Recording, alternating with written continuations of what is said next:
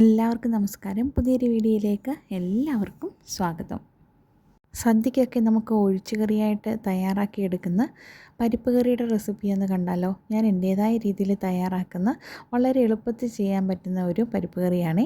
അതിനുവേണ്ടി എടുത്തേക്കുന്ന ചെറുപയർ, പിന്നെ തേങ്ങ, മഞ്ഞൾപ്പൊടി, ഉള്ളി, അതുപോലെ തന്നെ പച്ചമുളക്, വെളുത്തുള്ളി ഇത്രയുമാണെങ്കിൽ അരപ്പിനായിട്ട് എടുത്തിട്ടുണ്ട്.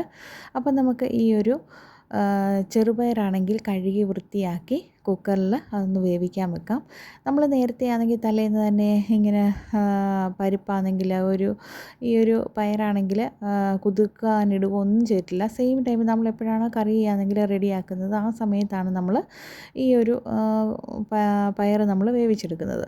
അപ്പോൾ പണ്ടൊക്കെ എന്ന് വെച്ചാൽ നമ്മൾ ഈ ചെറുപയറാണെങ്കിൽ ഒന്ന് വഴറ്റിയെടുക്കുമായിരുന്നു. ഇങ്ങനെ വറുത്തെടുത്തിട്ട് അത് അരകല്ലയിലൊക്കെ ഇട്ട് ഇങ്ങനെ പൊടിച്ച് തന്നെ അതിൻ്റെ ഒരു തൊലി കളയാൻ വേണ്ടി. ഇപ്പോൾ അങ്ങനെ അതിൻ്റെ ഈ ഒരു പച്ച തൊലി കളഞ്ഞൊക്കെ ആണെങ്കിൽ നമുക്ക് മാർക്കറ്റിലൊക്കെ കിട്ടും. അത് നിങ്ങൾക്കാണെങ്കിൽ മേടിച്ച് കറി വെച്ചാലും മതി. ഇല്ല ഇങ്ങനെ കറി വെച്ചാലും നല്ല ടേസ്റ്റാണ്.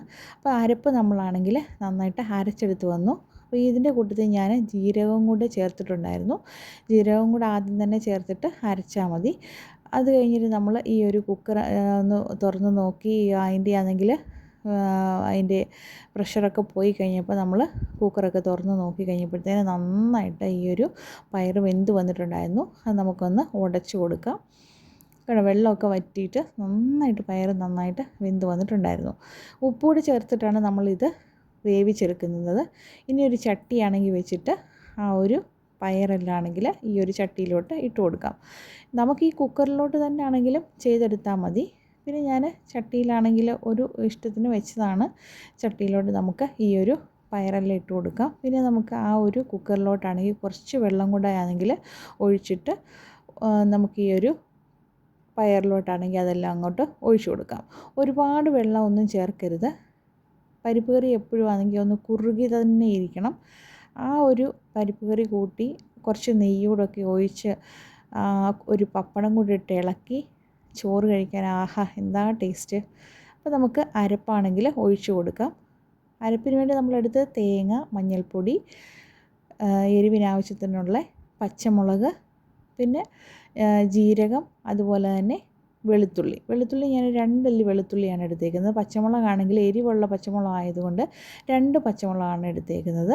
ഒരു നുള്ള് മഞ്ഞൾപ്പൊടി, പിന്നെ തേങ്ങയാണെങ്കിൽ ഒരു കപ്പ് തേങ്ങ എടുത്തിട്ടുണ്ടായിരുന്നു. 2 കപ്പ് നമ്മളാണെങ്കിൽ എടുത്തേക്കുന്ന പയർ 2 കപ്പ് പയറാണ് എടുത്തേക്കുന്നത്. അതുകൊണ്ടാണ് 1 കപ്പ് തേങ്ങ എടുത്തേക്കുന്നത്.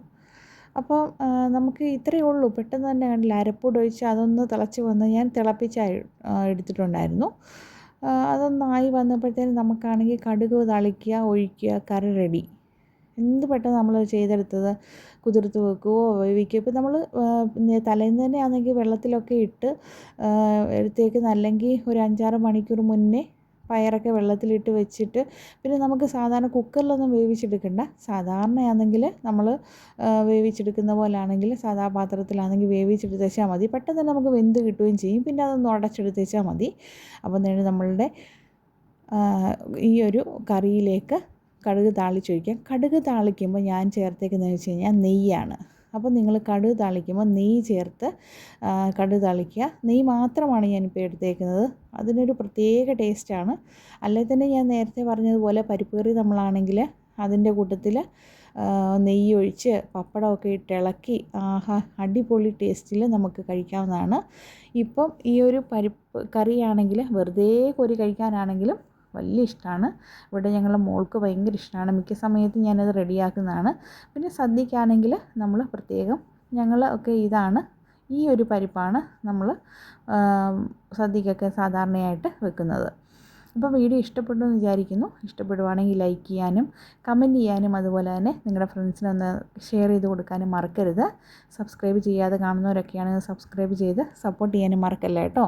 അപ്പം ഇങ്ങനെ ചെയ്ത് നോക്കാത്തവരൊക്കെ ഒരു പ്രാവശ്യമെങ്കിലും ഒന്ന് ചെയ്ത് നോക്കിയിട്ട്, അപ്പോൾ ഈ ഒരു ഓണം ആണെങ്കിൽ ഈ ഒരു പരിപ്പ് കറിയൊക്കെ ചെയ്ത് നമുക്ക് അടിച്ച് പൊളിച്ച് ഓണം ആഘോഷിക്കാം. അപ്പം എല്ലാവർക്കും അഡ്വാൻസ്ഡ് ഹാപ്പി ഓണം. അപ്പോൾ പുതിയൊരു വീഡിയോയുമായിട്ട് വരുന്നവരെ എല്ലാവർക്കും thanks for watching. See you next video. By.